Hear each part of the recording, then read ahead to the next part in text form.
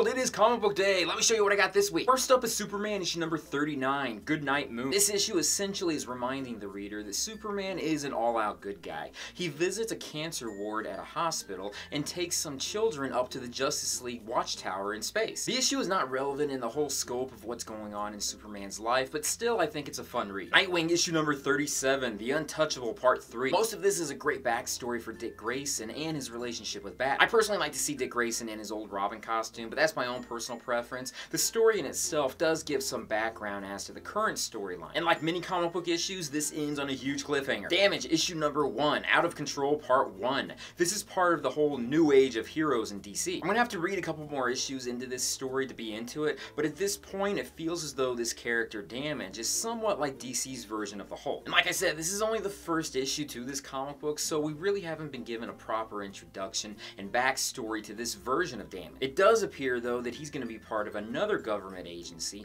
that's going to be at odds with Amanda Waller and Task Force X. I will give it a few more issues, maybe I'll get into it in the next one. The Mighty Thor issue number 703, The Death of the Mighty Thor. Poor Jane Foster, everyone knows that she's at the end of her title of being Thor. Her human form is dying of breast cancer, and every time she turns into Thor, the Thor power itself expels all of the chemotherapy within her, and it makes her come closer and closer to death. Unfortunately, in Asgard, it's being attacked by the creature Mangog, and he's decimating everyone, so it does seem as though Jane Foster wants to go and join the battle. But there's a little bit more to this story, so she doesn't join quite yet, but I do have a feeling that that's going to happen. Interesting enough, there's an after-credit scene at the end of this issue, even though I don't think that really makes sense in comic books, but in this after-credit scene, it has Wolverine showing up at the hospital delivering some flowers to Jane Foster. It's a cute little thing, but still, I don't really see the purpose in that. Although I guess it's supposed to be Wolverine returning back to the Marvel comic book universe after being dead for a bit, but still, I think an after-credit scene in a comic book is just a dumb idea. X-Men Gold issue number 20, The Negative Zone War part 5. The team has gone through a lot going through different alien planets, and unfortunately, they crash on a new alien planet where Storm does not have any control over the element. And there's a big sandstorm going on, and the different teammates that were on the ship have all been injured, but it's the X-Men, so you know they're gonna pull through one way or another. The big thing, though, is at the very end of this issue, we get a proposal being done. Personally, I don't think this is necessary, especially in the Marvel Universe, being that most marriages don't end so well. Batman issue number 39, Super Friends part 3. Wonder Woman comes a-calling at Gotham City looking for Batman, so that she can ask for Batman to go with her into another dimension, so that another being known as the Gentleman can take a break and have her and Bruce fight off a big horde of army called the Hordes of Gehenna, where apparently if they break through, they bring on the apocalypse. But in this dimension, no one ages, and the time goes by much faster, meaning that one day could be the equivalent of years, so this may put a big strain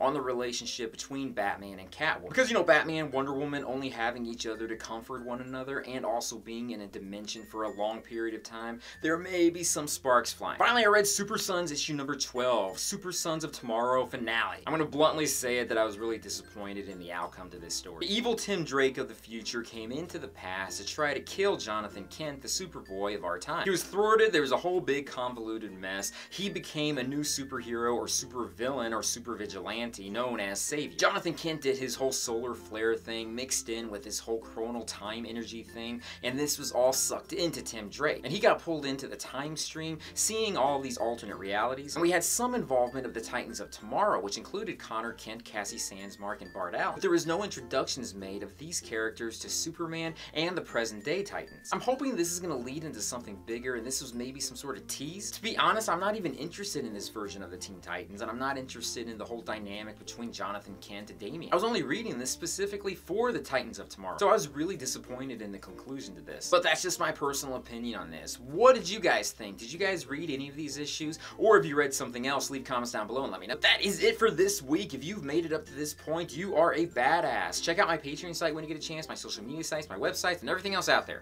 Peace, love, namaste, I'll see you guys later. Will always win.